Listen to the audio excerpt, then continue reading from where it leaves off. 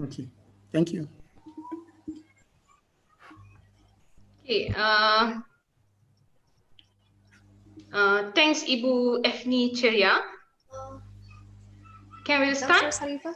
No, not yet. Dr. Sarifah, we still waiting for a few minutes later. Okay, still waiting. Dr. Ilyas, so for this session, for Q and answer session, it will be handled by Dr. Sarifah. And also right now, join with us the director of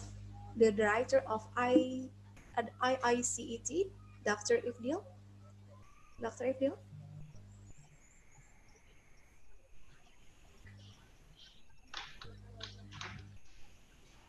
Okay. Where's Mr. Ifdil? Okay. Good morning. Yes, this morning in Nigeria. Yeah, it's morning. Morning, eh? Yeah, it's morning. Yeah.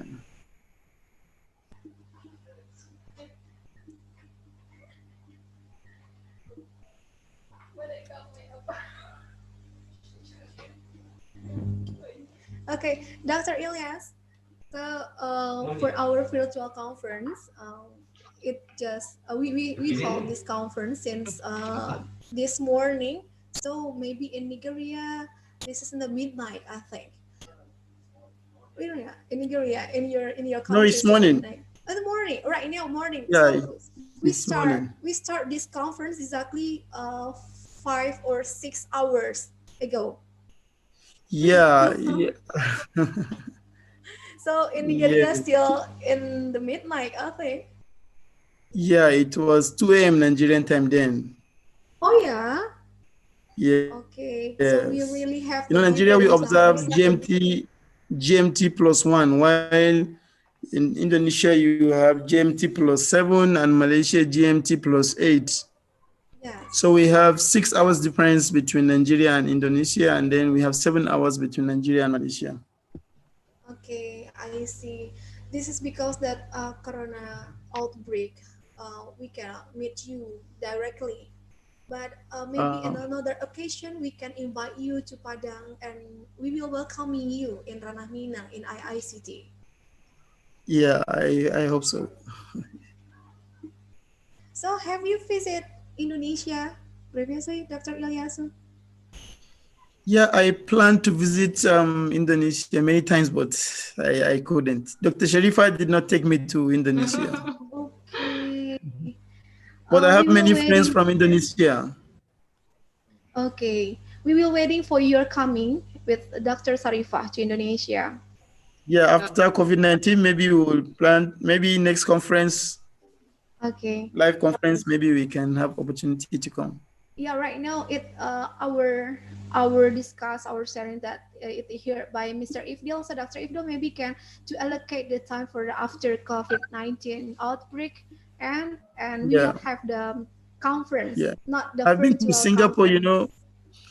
It's quite unfortunate I am not there because I've been to Singapore, I've been to Malaysia for like years. So, and I was in Johor. So from Johor, I think to Batam is just 30 minutes. Yeah, we have Batam students in our faculty. I've been telling them I wanted to go to Indonesia, but I couldn't. But I think it's not far. Okay. I think Batam you can go by boat. By boat? From Johor, yeah. From Johor. Yeah. Yeah. Okay. I have a code from the directors to start our conference. Bismillahirrahmanirrahim. Assalamualaikum warahmatullahi wabarakatuh. Good afternoon, ladies and gentlemen. Welcome back to the International Virtual Conference on Education, Science, Technology, and Innovation 2020, or IVCESGI 2020. For this afternoon, we will have the third plenary session with Dr. Ilyasu Hussein with the topic Embracing Change and Transformation, Breakthrough, Innovation, and Creativity. Ladies and gentlemen, we would like to invite our moderator to handle this session, Dr. Sarifah Nurul Huda Muhammad Yasin. Dr. Ifah, please welcome. Okay, thanks, Ibu Efni Ceria. Okay, right, everybody here. I think we can start. Assalamualaikum warahmatullahi wabarakatuh, and good evening, everyone. Okay, I would like to welcome Dr. Ilyasu Hussein. Welcome. I'd like to welcome you all on behalf of the Indonesian Institute for Counseling, Education and Therapy, IICET, and organizer International Virtual Conference on Education, Science, Technology and Innovation 2020. Okay, it is my pleasure to introduce our speaker for today, Dr. Ilyasu Hussaini from Dakingeri, Nigeria. And then Dr.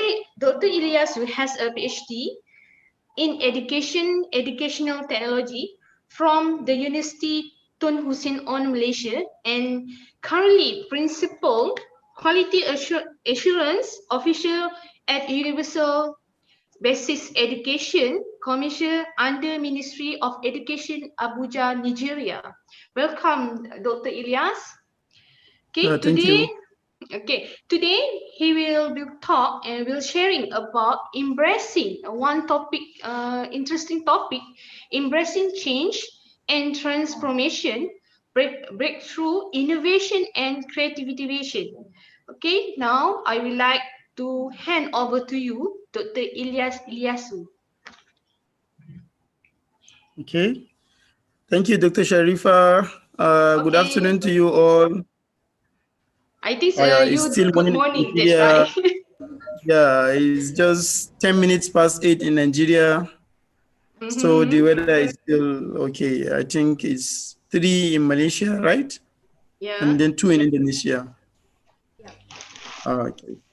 So all the participants, I'm really happy to be here with all of you. I think when Dr. Sharifa sent me an invitation, it's almost 3 weeks ago, that they're organizing an international conference and they want me to participate in the conference. I was really happy to be a presenter in this international conference. So on behalf of myself and my family, I really want to extend my appreciation to the organizers and then for inviting me to this conference. And I hope to be there in person one day, hopefully. So I think without any further ado, my presentation, I think I'm giving 40 minutes or 45 minutes, right? 45 minutes for presentation and 50 minutes for Q&A. Okay. So I don't know whether you can see my slides. Okay, I see your slide. You can share your slide. Okay. Yeah. It's shared already. Is it showing on the screen? Yeah, share already. Yes, we share already. Okay. So I think when Dr. Sharifa sent the topic, embarrassing change and transformation, breakthrough, innovation, and creativity, I was like, yesterday when you started the conference, I was still sitting. We even chatted with Dr. Sharifa that the conference is on. I told her I'm still changing some of the topics that I want to present. Because with the issue of COVID-19 now, as educationists, we need to think on how we can effectively enhance our teaching and learning. So I was like, instead of just putting embracing change and transformation, I then modified the topic to be in education. So that's the little change I added on the topic. Initially, there is no in education, but I felt like, okay, due to this COVID-19, most parastatals and organizations are thinking on how to transform their various institutions. So we as educationists, we also need to like think ahead. What do we do post COVID-19? COVID-19 is already here, but what do we do? So embarrassing change and transformation in education. As we all know, embarrassing is more like accepting. How do you accept something? There are different issues that have been happening even before the COVID-19, but now with the issue of COVID-19, there are many transformations and changes. Then we as educationists, how do we think we can manage and handle these challenges? So as educationists, I think, okay. Firstly, you will see that change is the act of swapping one thing for another. You will see that on my screen, I used a picture of they are moving on the same direction here at the top, but you can see towards the end, this one just had a sudden change. So change is something that happens very fast, just suddenly, something that you can just do anytime. That's change. So though change and transformation are related, but they are not the same. So I think I want to clarify that at the beginning of this presentation. Though they are related, but they are different. You can see this change can happen instantly and at any time. But transformation is a form of exchanging the appearance of something. You transform, and it takes time. You can see the plants that I projected here. You can see the stages the plant went through from the seed. It takes days, it germinates. After germinating, it starts growing. Then after weeks, then it will grow. So transformation takes time, while change can happen anytime. So they are similar, they are related, but they are two different things. So now, what do we think we are supposed to do to embrace the changes and then the transformations in education? So I just want to give an overview of my understanding of what change and transformations are. So here, I want to talk about a little bit their differences. After introducing what change is and what transformation is, then in this table you will see how the two varies. You'll see, okay, in change, it's more of you're subscribing to a vision. Subscribing just like you subscribe to your internet, you subscribe to your TV channel. So when you are subscribing, you're always dependent on the services you are requesting for. While transformation is prescribing, it is dictating, it is like saying what to do, just like a doctor prescribing. You went to a hospital saying, I feel headache, then a doctor will now prescribe what you are supposed to do. So in the case of transformation, you are prescribing, while in the case of change, you are subscribing to what happens. So these are some of the changes, some of the differences.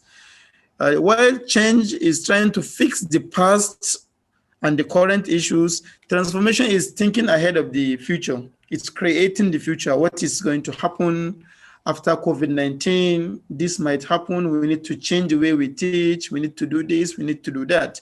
But change is instant. So change fixes the past and the current, while transformation creates the future. The vision is, how do I get there? Additionally, also, change is driven by tactics. So tactics are planned like carefully planned actions, just like soldiers on the battleground. When they want to change their tactics, they want to maneuver here, or like a footballer changing their team's squad or whatever. So these are driven by tactics in change, while transformation is driven by strategy. So strategy is a plan of action designed to achieve something that is overall aim. You design, how do you achieve the overall aim? So you can see how they are related, but at least there are some differences in their in the way they operate. While change focus on methods and processes, transformation focus on the mindset and the beliefs. So in changes, normally you see that there are influences. External influences are high, while transformation is more of like you, how do you want to transform this? How do you want it to be? So you have a little bit more of control over what you want to do. That's why you will see that the influences, external influences, are minimal. So I think it's clear now the differences between change and transformation. So going by our today's topic, that we want to know, how do we do with the changes in education? We have challenges, we have changes, we have transformations. Now with the COVID-19, how do we manage the changes in education? I want to share a curve of change. You can see the way change occurs. First, when something happens that is a change to you as a human being, you will observe shock. You can see the first thing is shock. You'll be like, no, there is no way. It's not true. It can't be. So the next thing after having that shock, you will be in denial. No, it's not possible. Let's take an example since we are talking about education. And this conference is about education, science, technology. Let's bring a new innovation as an example in the classroom. Maybe now during the COVID-19, they are now telling teachers they must at least have an online class or an online medium to teach at least twice in a week. Post-COVID, they will just bring a new circular. The teachers will be like, are they really serious? They really want me to do it in the school, and then after school hours, I have to do online. You know, this is something new that is coming to the teacher. So first thing, he will be shocked. And then some will be like, they will be in denial. No, there is no way. How can they tell us to teach in the school and then teach online? There is no way. And then the next thing is, it's when the school try to enforce that, no, you have to teach in the school and then teach online because of the COVID-19. Some will try to like exhibit a little bit of anger because of the denial and the shock they had, because all these are stages of the change. So he will be like, oh, why? He will not be happy about the change that is coming. So at a point, he will not be bargaining in himself. Do I do this? Do I do that? What do I do? So along the way, there might be depression and confusion. Like he don't even have a clear understanding on how is he going to go about this new change. And later, he might just have a wisdom and then start thinking of, okay, let me just accept, since they said compulsory, I have to do this, then let me just accept it. Then the next thing is the problem solving. So the problem solving is when the teacher now find a solution to the problem that he's facing. So this curve is just like demonstrating the mindset of a human being whenever a change occurs. We are all like this. So we now want to relate it to education. Now that we are facing this challenge of COVID, definitely there might be new policies when we go back to school when there is no more COVID-19. So now as teachers, how do we now overcome these changes? We are now saying embarrassing change. You remember that is the topic. So if a change happens post-COVID-19, how do we now guide our teachers, our students, our lecturers to accept the changes? Because definitely there might be new regulations, new rules from the authorities and from the universities, from the ministries. So we as the educationists now, how do we now lay down the rules? How do we guide the change that will come? Because we are now planning ahead. You remember, we are embracing, you accept something that is coming. So these are some of the problems that might occur when change comes. So now, how do we help them to overcome this? So there are different strategies you can apply when you want to embrace something new. So as an educationist, the first thing, maybe you are the head teacher of a school, or you are a lecturer, or you are a head of department, or you are a classroom master, and then there is a new circular. How do you ensure you accept or you guide other teachers to accept these changes? First of all is you must establish a good communication. That's the first thing. There must be a good communication between the school and the teachers, between the teachers and the learners, between the ministry and the institutions. There should be a clear communication. Why I said that we need a clear communication is that people tend to take rumors, even before the circular comes that teachers should prepare to start teaching online after COVID-19, there might be rumors about, they are now saying that all teachers must do 10 lessons weekly online. But maybe in the circular, they didn't state that. Maybe it's just once or twice, or it's even optional. But when there is communication gap, the channel through which the information is coming from, rumors start popping up. They said this, they said that, and then before the change comes, you will see teachers and lecturers resisting the change because they already have a negative perception about the change before the change comes. So there should always be a clear communication, establish a good communication so that the right thing you want to communicate reaches the target audience. If not, rumors will come and then they have a negative impression about the policy before it comes, and then they will resist and then they will refuse to embrace the change. So for good embarrassment of the change, you should establish a good communication. Secondly, you should also offer emotional support. You can see in this picture, he's consoling his colleague. So as teachers, as lecturers, as administrators, any change that comes, you have to offer emotional support. Maybe you are already educationally advanced in technology, but remember, some teachers' discipline maybe does not warrant them to apply technology in their teaching and learning. And now we are observing everything online with the COVID-19. So then teachers like that might just feel depressed. How can I start using technology online? How can I teach kids? They're just making, making noise online. How do I control? How do I do that? But so you that have that experience should offer emotional support. I know it's just simple, when you create a platform like Zoom, it's okay. You can just add an extension of mute all. Once any of the students join, it will mute him, you limit this, so you offer emotional support.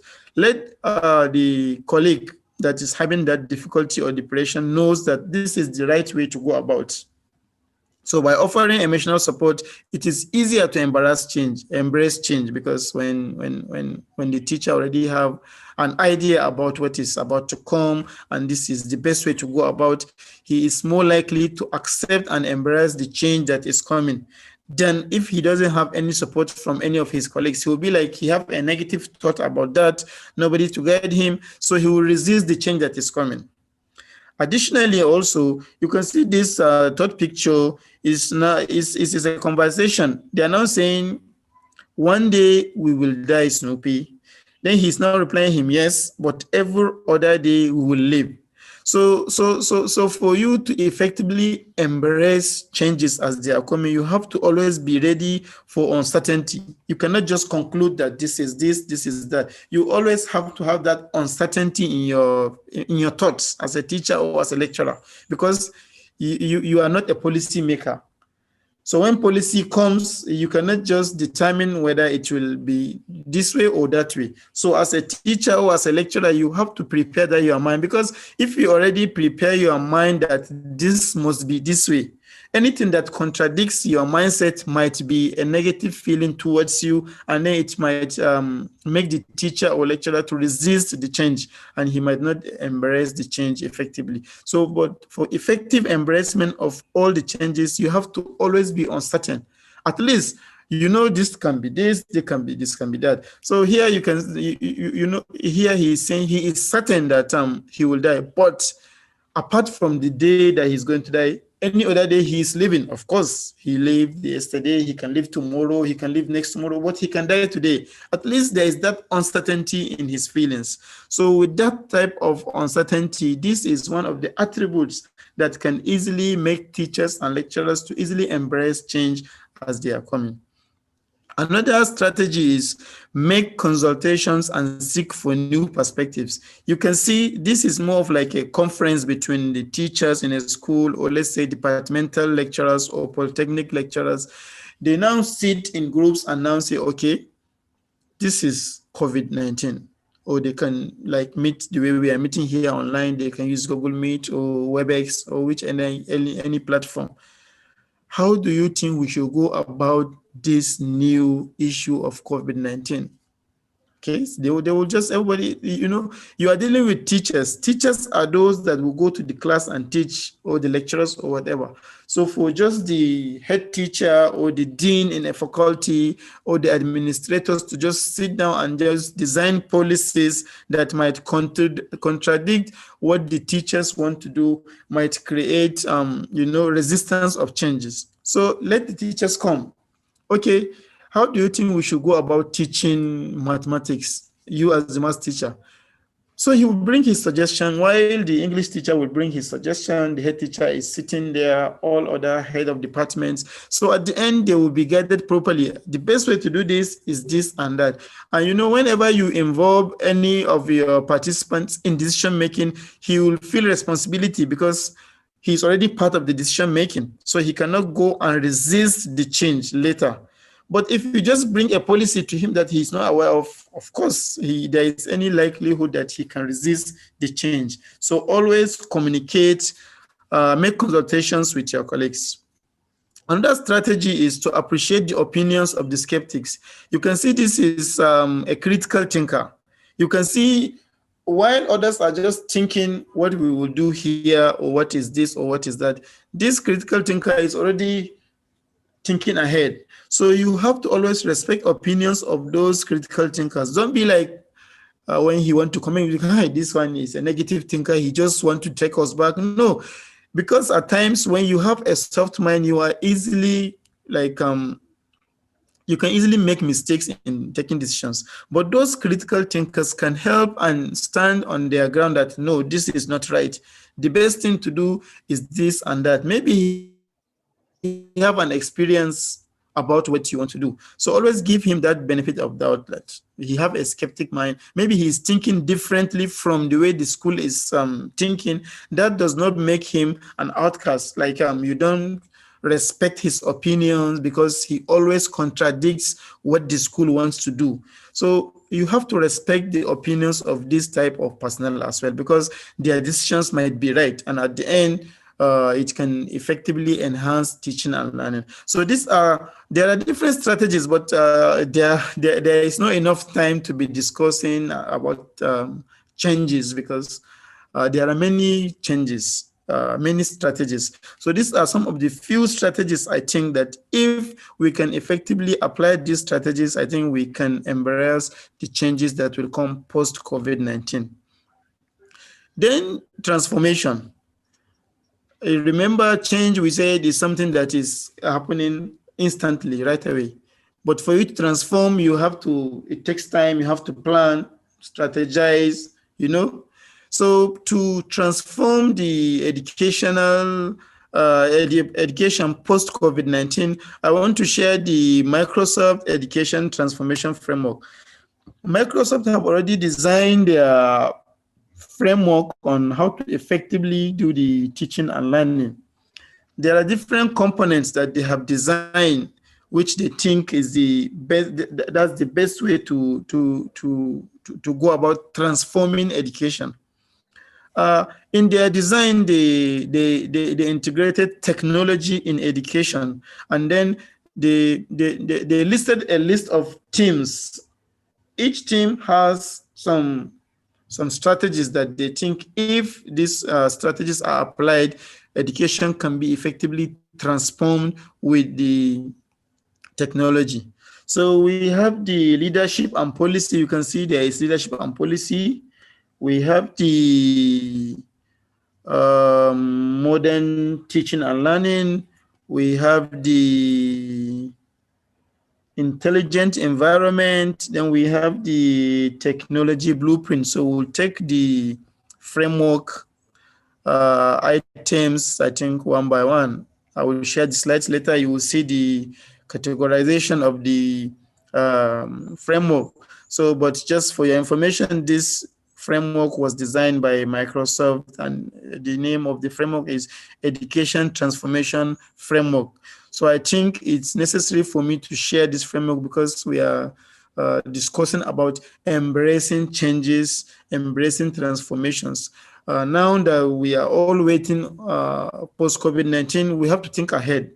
How do we transform our schools? If this change, how do we do this? How do we apply this? How do our teachers blend with the new policies that are coming? So we take the transformation framework. So for effective transformation, I think in Microsoft, they designed that, okay, first thing is you have to establish a good, establishing a vision. You can see he's standing and then he's looking up to the clouds. He have a vision. Maybe he want to go there, or he have some things to contribute. But you have to have a vision for you to effectively teach in the post-COVID-19 era. So this is one of the area that I think is good we have to consider. Transformation might require changing vision. Maybe, as we all know, that vision is like seeing something that you imagine. Just like you close your eyes and imagine you are traveling from Nigeria to Batam. Fine. Then in a vision, you just picture it in your dreams. You go to the airport, board aircraft to here, to there. So you now like just close your eyes and see it. This is where I want to go, but this is how I want to reach there. So there is any likelihood that schools might need to transform their visions post-COVID-19. Maybe some of the visions they have earlier are not in line with the challenges affected because of COVID-19. So one good thing about vision is you can always change your vision. This is where you want to go and how you want to go. But later you just realize the best way to achieve your educational objective is to change your vision. Then you have to change the vision. But the most important thing is that you have to establish a vision. The vision must be there. You have to have a plan that, okay, this is what I want to do. So that is one. So after establishing a vision, you also have to partnership and capacity building for change. So the issue of partnership and capacity building, for effective transformation, schools must always partner with the community, partnership between private and public. For effective transformation, don't always personalize teaching and learning. Don't say this is how it must be, this is how I want it to be. No, you have to partner with relevant stakeholders. You have the communities. You might want to consult the communities. What is the best way to do? Because, locals that live in a community tend to know the solutions. You might just be a teacher coming there maybe to teach. But those that are like locals in that very immediate environment knows the problems better than you as the teacher. So it is always good for teachers to always for school to consult relevant stakeholders. So you also have the capacity building. Capacity building, this is the teacher training. Most of our teachers now maybe are having the fear of, okay, if I'm to use any of these technological resources to teach online, what is the best form do I need to teach? Am I going to use Zoom? Am I going to use Webex? Am I going to use Google Meet? If at all I'm going to use any of this, how am I going to use them? So there must be capacity building. Teachers must be transformed. Teachers that have not experienced teaching online, using online mediums, are now they have to be transformed through capacity building. Another aspect of the framework is the organizational capacity. Sorry. Strategic planning and quality assurance. So strategic planning, what is strategic planning here? So strategic planning here is talking about an organizational process, like of stating its direction. Like this is the direction of where we want to follow to achieve the effectiveness of our teaching and learning. So you have to state clearly the direction of that. So these are some of the aspects that the school, either university or whichever, or the policymakers have to consider post-COVID-19 for effective transformation, and then for teachers to effectively embrace the changes as they are coming. And then the quality assurance. Quality assurance is more of like setting standard and then ensure those standards are met and then those standards are followed. What I'm saying is that you design how you want the school to be transformed. You should have a target. Standard is something that should not be below. Maybe you have a target that should be met. So quality standard should not be below. It can be above. So schools should have in their transformation agenda now a quality standard that at least now onwards, maybe before the schools don't do online teaching and learning, or they don't train their teachers regarding any online issue. So now with the COVID-19, they have to change the way they operate. So they want to now like set a standard that from now onwards, all teachers should at least maybe conduct 2 online classes per week. So if a teacher maybe does 3 or 4, fine, he is above the standard, but he should not go below the standard that is. So that's quality assurance. You indicate a standard, at least 2. So, and you ensure that that standard is maintained. So how do we do that? Through monitoring, the teachers, what they are doing. If they are maybe organizing online platforms, they can add you as well, maybe the head teacher or the head of the department or the dean, so that you can be monitoring what the teacher is doing. In that way, you are quality assuring what the teacher is doing. So that's another aspect. So another aspect as well, inclusion, accessibility, and sustainability. So how do you ensure this inclusion and then accessibility?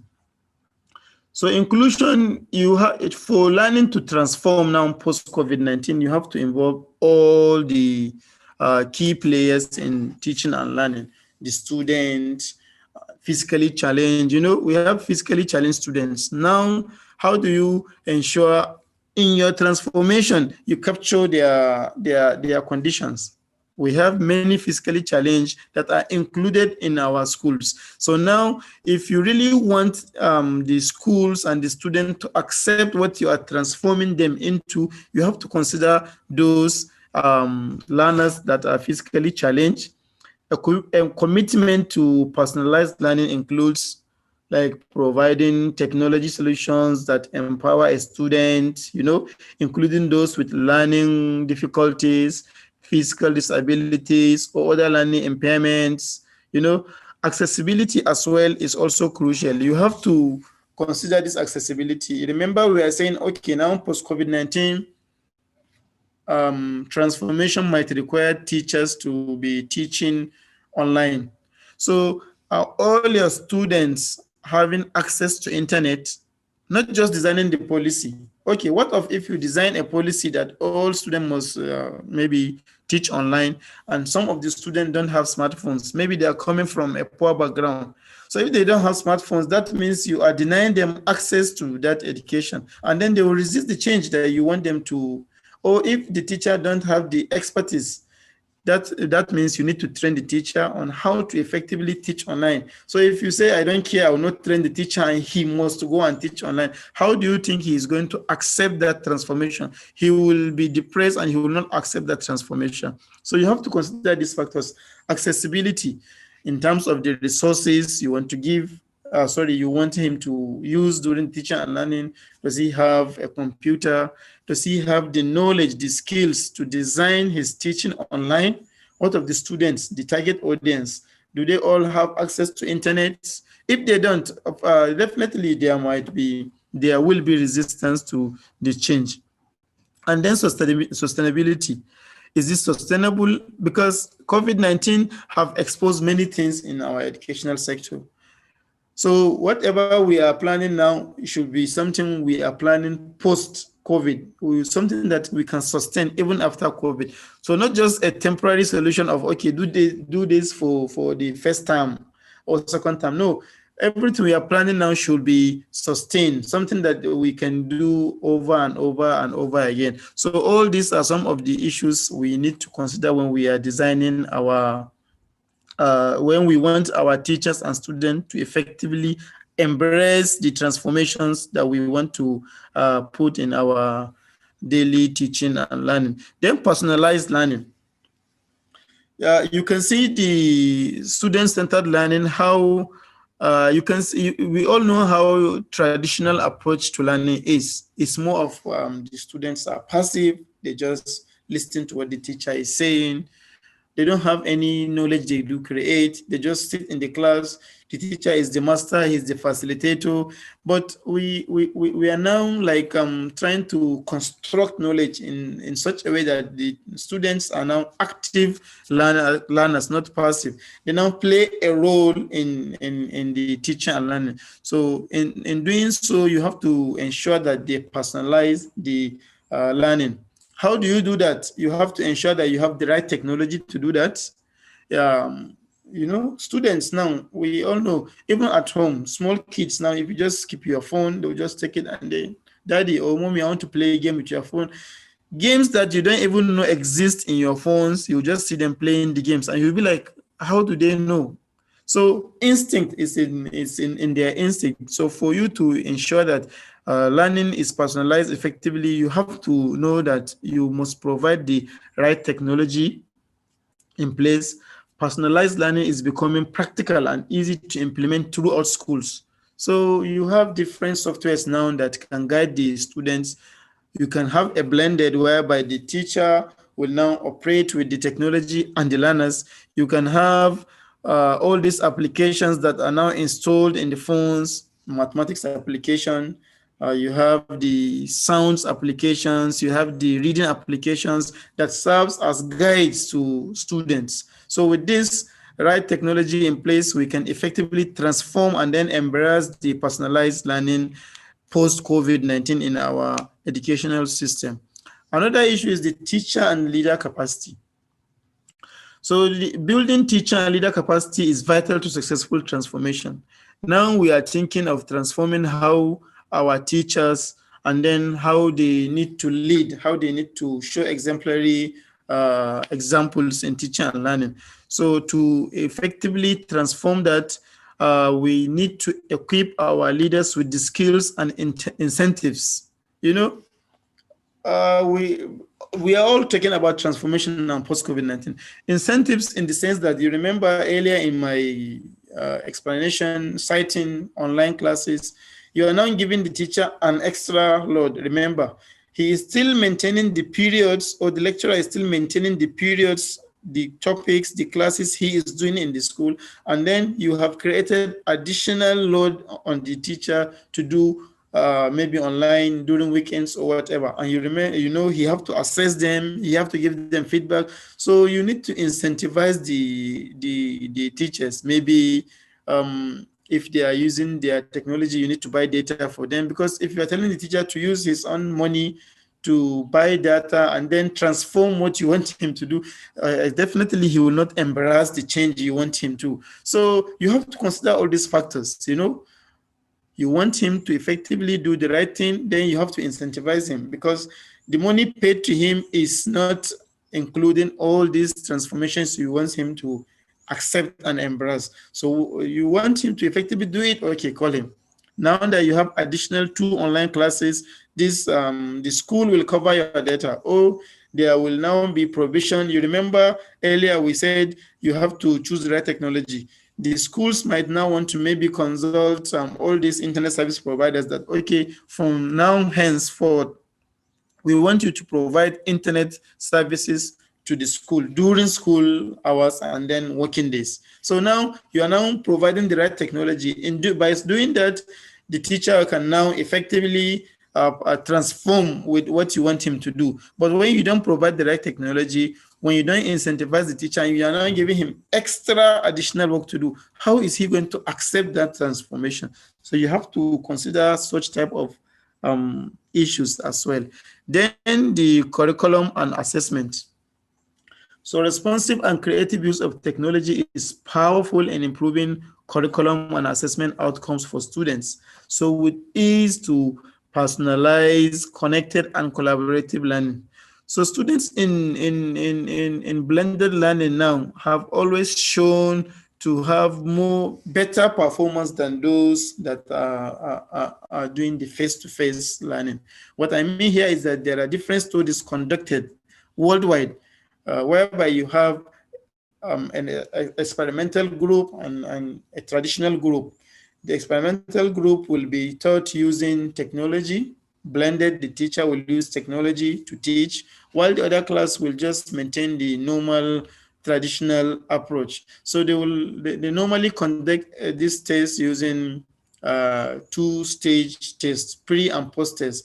So at the initial stage, the condition is that they should be like homogeneous in the sense that they are maybe the same level, the same age, and then their IQ should be the same at the initial stage, so that after the application of technology in this class and then the traditional method in the other group, whatever changes occurs, you can now conclude is because of the technology use. And studies like that has revealed that applying technology on the students yielded positive result than that. So you might want to consider the curriculum and then the way you are going to assess your learners as well. So there are different transformation issues. I think because of time, no enough time for me to go in details. Additionally, developing a learning community. So you might want to consider this factor as well. Developing a learning community. A community of practice also can provide a structure that is capable of fostering the growth and development amongst peers to enhance the learning goals. So learning communities go through series of stages as they grow and develop. But technology makes it easier, and then it gives learning communities the ability to communicate and collaborate in virtual hub that can deliver support to members at any time. So with this technology now, transformation can come post COVID-19. That okay, the learning environment itself. This is one of the key themes of this transformation framework. This is one of the key themes. The environment. So you have to consider the conduciveness of that environment. You see the physical learning environment. So all this, developing a learning community, and then after developing the learning community, you ensure that you provide the learning environment is conducive. You provide the technologies that will be used to effectively transform what you want the teachers or learners to accept. Another issue is designing technology for efficient and effective schools. So this one is technology blueprint. So this is one. This is also one of the themes of the educational Microsoft educational transformation framework. So by what they are saying here is you need to combine the cloud solutions that manage infrastructure, services, and then learning allows schools to operate more effectively. So with the use of technology now, it's easier. I'm in Nigeria now, Dr. Sharifa is in Malaysia, and then other participants are in Indonesia. We have all other participants around the world. So now we need to now think, okay, now post-COVID-19, how do we now guide our schools to now transform what they are doing? Because normally they meet daily, face-to-face. But now post-COVID-19, there might be a set of rules that hence there should always be social distancing, face mask, and meeting, online, all this. So now we are now like saying, okay, how do we now guide our schools to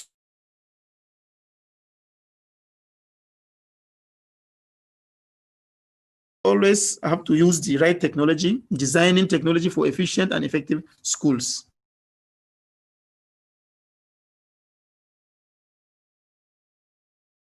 This slide before going because okay. How many minutes more, Dr. Sorry, but you have got 3 minutes for left. Okay. Three Okay. of So 3 minutes, oh, 3 or 5 okay. minutes for next Q&A.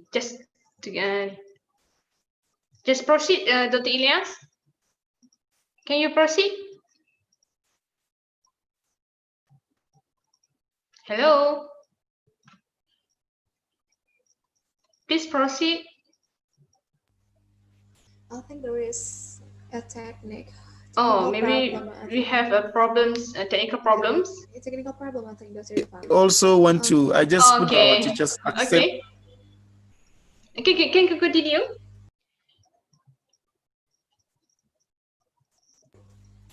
Dr. Ilyas, are you here?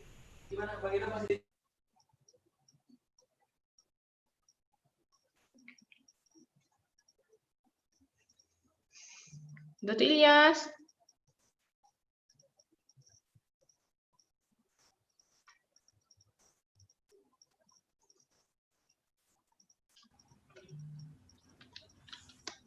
Hello. Hello, Dr. Ilyas, are you here? Okay. Can you hear me Okay, now? I hear your voice. Oh, Dr.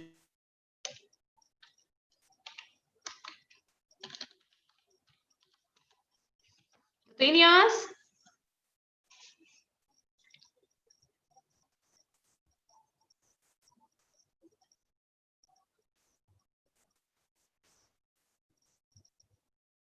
Hello?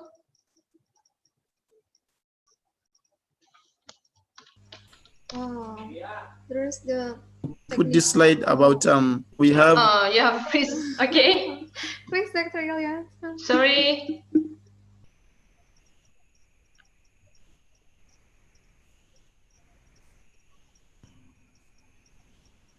Because of time, I'll just take one medium, maybe Google Classroom. There are different. Yeah. Yeah. You There can are different. something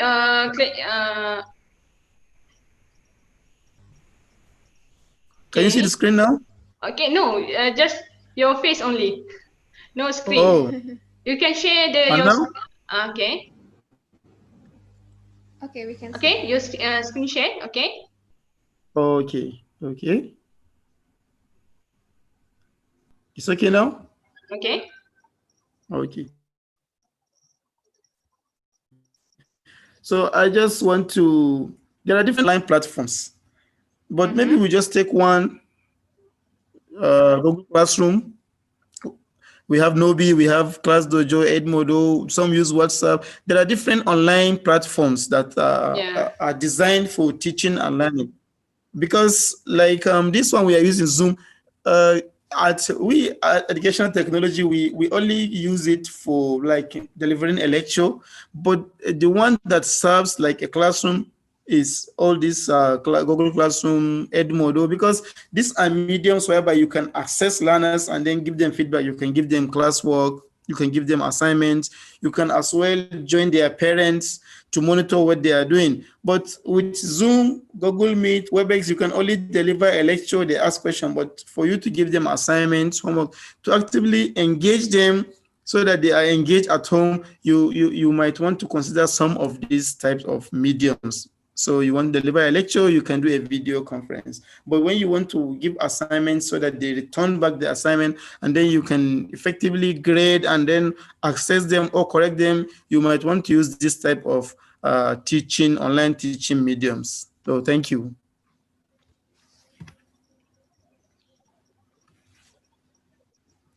Dr. Sharifa? Oh, okay. Okay. Thank you. Okay. Thank you, Dr. Ilyasu Hussein. Okay. On behalf of everyone here, I would like to thank you for most of interesting presentation. I would like to impress our appreciation of your most interesting talk. Okay, I'm sure that after the simulating presentation, you participant would like to ask some question or comment on some of the point the speaker made. Okay, our audience may type the question in Q&A section, and I will read the question on behalf of the audience. Any participant to give answer or give question for speakers? Ada siapa-siapa berminat untuk tanya soalan? Ada soalan? Tak ada. Tak ada soalan, Tak saya ada soalan. soalan. Ada. Saya ada soalan. Ah. Okay, audience can type in Q&A session. Okay, as nobody seem to be ready to ask a question at the moment, opportunity to ask the speaker. I think focus your topic. Given your focus on educational change, that's right, Dr. Ilyas. Yes. what would be some major lessons we can learn from local and global educational changes? Okay, clear? Yeah. Yeah, Yeah. I think. How about some local and global evaluation and something from embracing change and transformation? So, how? What's your opinion about the major lessons? This. Okay. Okay. Thank you for that wonderful question, Dr. Sharifa. I think we always we all know that COVID-19 have exposed the world, how little and how small the world, how we claim we know, and then COVID-19 has really exposed what we are doing globally. Yeah, So globally and now that okay. yeah, now that we have options to meet online, you can do lecture online, you can send, you can post questions online, as you just said. But how do you assess? Because my kid, if you give him assignment or exam, I can just do it for him and then he submits. How do we like avoid all this type of malpractice, cheating, and then ensure that we effectively teach just like we are teaching in the school? So one of the ways you can do is there are different mediums as well in technology you can use for that. Like example, you can use Google Forms. In Google Forms is an fill in the blank answer. It's an Yeah, that's OBJ. right. Yeah, it's an OBJ. You can if you want to design the OBJ, you can hide the answer in the Google. Then the student will log in with his user ID. Then the questions will be displayed. Each of the question he is filling, he will not see whether he is right or wrong. But as soon as he clicks submit, his answer will be sent to him directly. So as I mentioned in my last talk, to avoid this type, you can shuffle question. Shuffle question means it's the same set of questions, but when you shuffle them, question one, my question one will be question 10 for you. Your question two might be question five for me. So it looks like we are having different exams or different mediums of teaching. So based on the timing, you give a student maybe 5 minutes to answer the following questions. So he don't have enough time to go and make a research and now start like giving you answers because time is against him. So by doing that, you are reducing the chances of students going to be checking through their notes, but there is no way it will be 100% like if it is offline, seeing him face to face, but you can only reduce. So ways of reducing, you can use OBJ, Google Forms, so that you can give students instant feedback as they are submitting.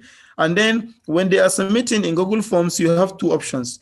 You can either send the correct answers to the student while you are releasing the scores to him, or you can uncheck that box. So when you hide that, he will only see his scores 5/10. So he don't know which questions he fails or which question he passes.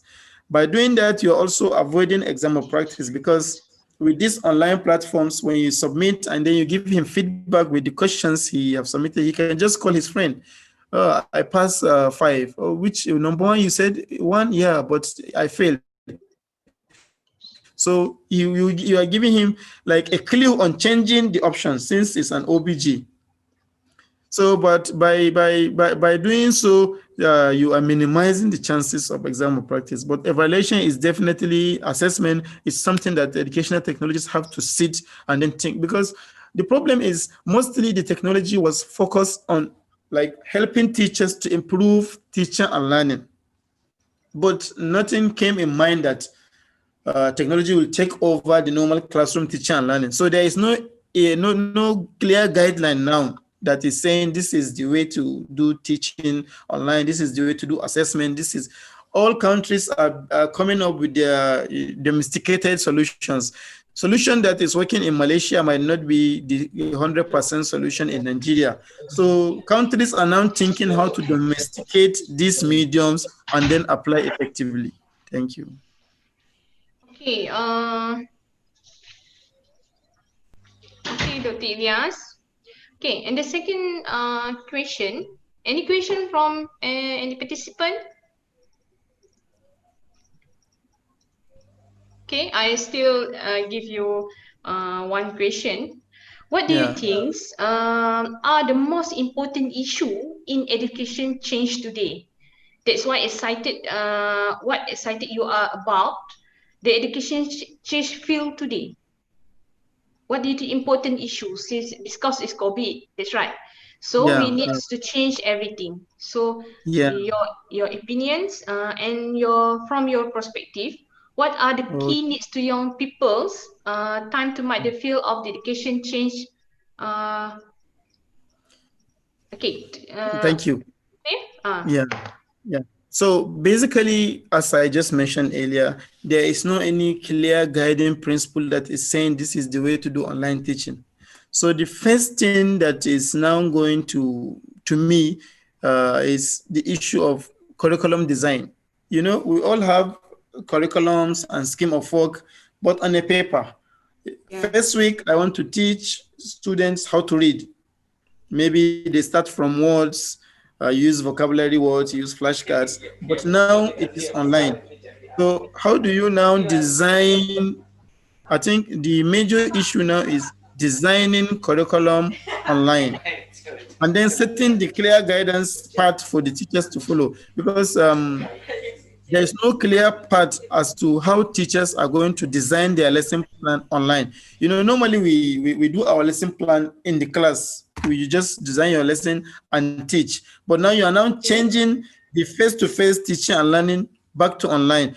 The first thing now is, I think, globally, we need to come with a framework. They have to bring a clear framework on online teaching and learning. What I'm saying here is this will guide teachers that are not technologically advanced. It will give them a path guideline of, okay, this is the best way to design your lesson online. And they can, in the framework, outline or suggest, like, if you are teaching this topic or anything related to this subject, the best medium to do is this. That is a clear part. They are giving a teacher a guide that, okay, instead of using Zoom to teach mathematics, it's better you use Google Classroom so that the student can send you their answers and you immediately, or it's better you use Edmodo, or if you are teaching maths online, some of the things you want to present to students is you have to use flashcards. The flashcards should contain numbers and what, you know, there should be a guideline for teachers on how to go about teaching online, number one. Number two, as well, there should be time allocation. You know, now that you are helping me to check the time. You remember, if I am just a teacher or a lecturer, you know, you have 2 hours lecture. You just, this and that. But now with this online, number one, connectivity issue, can all your students connect at the same time? Number one, if they are connecting, you know, they are not supposed to connect the time of the lecture. There should be a time of connection to the time of the lecture, number one. Number two, issue of timing.